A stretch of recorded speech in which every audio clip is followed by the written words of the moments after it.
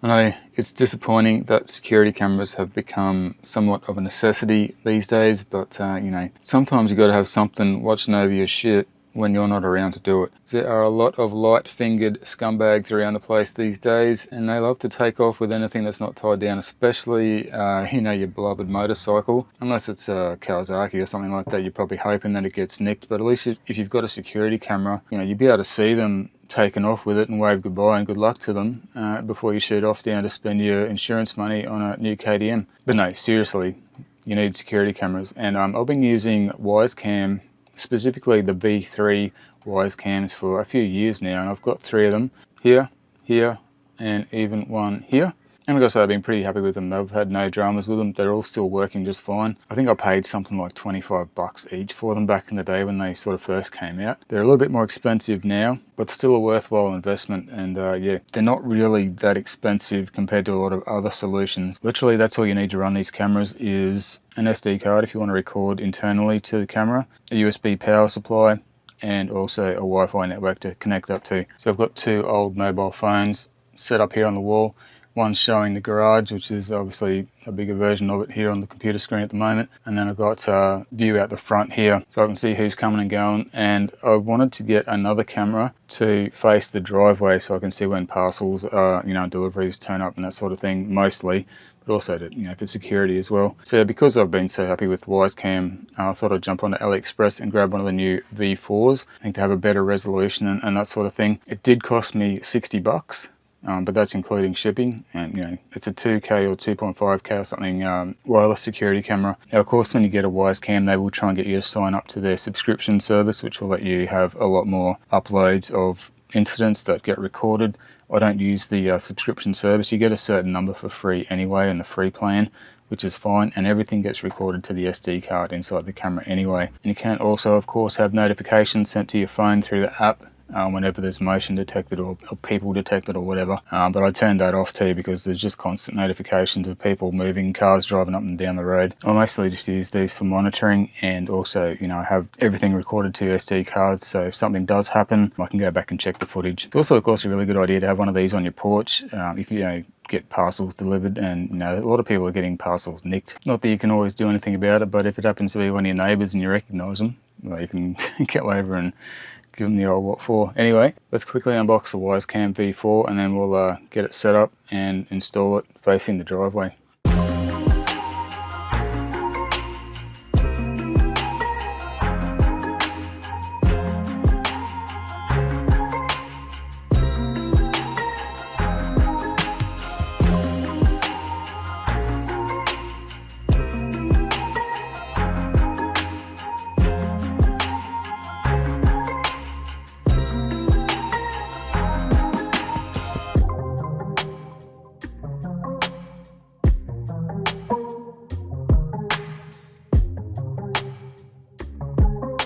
Alright, we'll see how hard it is to get this thing paired up to the app. So we'll connect it up to a USB port. We do have, unfortunately, a USB-B or micro USB plug here, but it doesn't really matter once you plug that into the waterproof extension there. You don't have to worry about that anymore, and we've got a USB-A on the other end. I'll find a USB port to plug that into. Okay, now before I do anything else, I'm going to go ahead and pop an SD card in there so that it records everything. It's always got to be the wrong way first up, just like in a USB plug. Okay. Power on. Ready to connect. We'll go plus up in the corner there. Add device. Cameras. Wide camera. Wisecam V4. It is plugged in. It said ready to connect. Yes. Allow location, allow Bluetooth, searching for device. Okay, so now we just select the Wi-Fi network that we're going to use. Connection is in progress. Please wait. Just be aware it doesn't support 5G, so you need a 2.4 gigahertz old school Wi-Fi network, which most of them still are. Setup completed. Okay, give the camera a name. It'll be driveway. Alright, we don't want to subscribe, skip all that, finish. Okay, we have a firmware update. Go ahead and do that. An exciting update. Alright. I'll be back soon when that's done. And there we go, we have a live feed from the camera. So there are a whole bunch of settings in here that you can change. You can change whether it records continuously or events only. This is to the SD card. You can format the SD card, notification settings, all that stuff.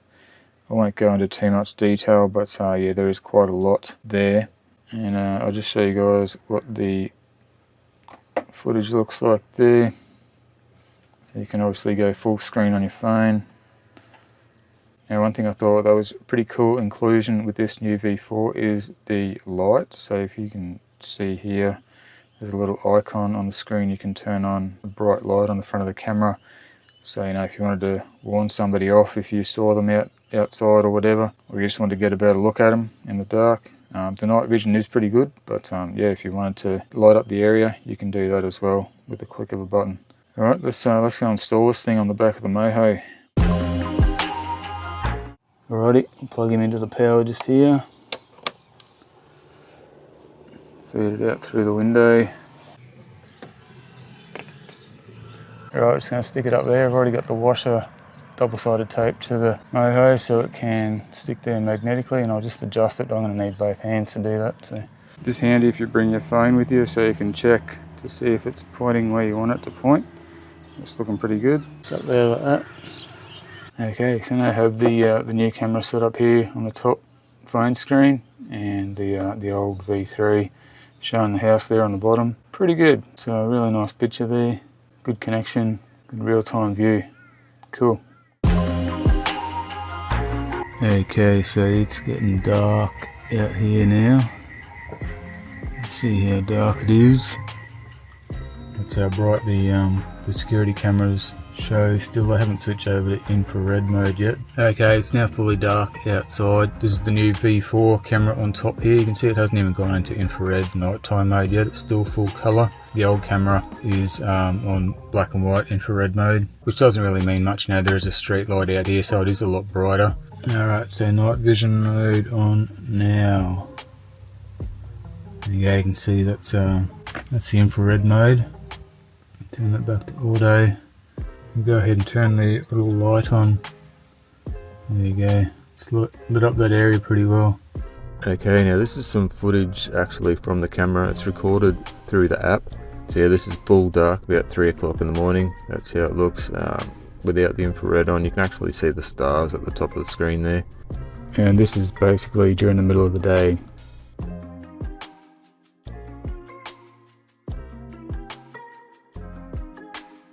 Alright guys, you'll have to excuse the glare a little bit there, but I'll just show you this basically, if you wanted to check something out, if something happened, if you wanted to see what had been recorded on the camera at a specific time, which is probably the way most people are going to use these cameras, you just go into the app, it lists all your favorites there. This is the new camera. I'm going to go to SD card here, and then down the bottom we have a timeline, and it will show you all those green sections are where something has been recorded. So if we say scroll back to about here when these weird people were trying to back this trailer out of the street here for some unknown reason, you can do that. And if you want to record this footage, you can easily do that by hitting the record button there. I'll show you. So it'll basically record footage from the camera there, and then you can stop it, and it will have saved to your phone gallery. You can of course view this SD card footage in full screen if you want to. Yeah, I really don't know what they were trying to do there. But anyway, there you go.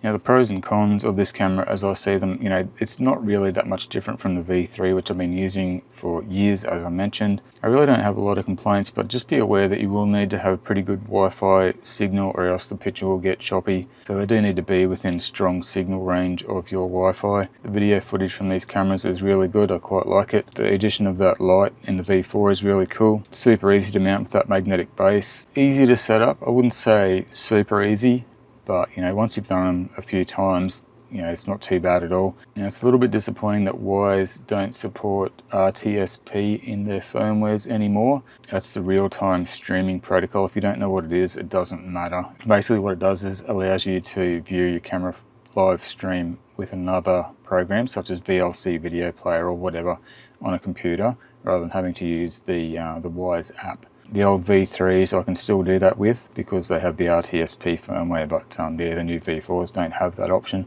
Lastly, I don't like how they've removed the Cam Plus Lite plan from the new V4. So with the old V3s you can actually upload, I think it's 12 seconds of footage every whatever, like, so you can have some cloud video footage. You know, if an incident is recorded, it'll upload 12 seconds of that to their cloud servers, but with the new V4 all you get is a photo, so that's all that gets uploaded. As I mentioned, you can watch the whole lot on the SD card through the app, but what gets uploaded to the cloud is only a photo for each incident. But yeah, other than that, no complaints with the cameras. They're rock solid. Hardly ever have to restart them or anything like that. They use very little power, I think like 1 to 2 watts each, so yeah, really good on power. Yeah, solid little product for a great price. So there you have it, the Wyzecam V4, pretty happy with it. Definitely an improvement over the V3. As I mentioned, you can nab these from AliExpress. What can't you get from AliExpress? The shipping was really quick. It took less than a week for this to arrive to me. I'm not sure if it came from China or what, but it looked like it did. So yeah, super fast, free shipping. If you're looking for security cameras on a budget, you just can't beat something like this. Like, you know, you can spend thousands of dollars on those huge systems, but you know, with these you can just buy them as you need. Buy one, try it out, see how it goes. If you like it, get some more. Now, I do have a link down in the description for purchasing this from AliExpress. I've got a discount code for you guys too. There's a whole bunch of different discount codes. You have to figure out which one you need depending on how much you're spending on the site. But yeah, I think it's around about 10 to 15% off, so pretty good. Anyway, you know the deal. Thanks for watching.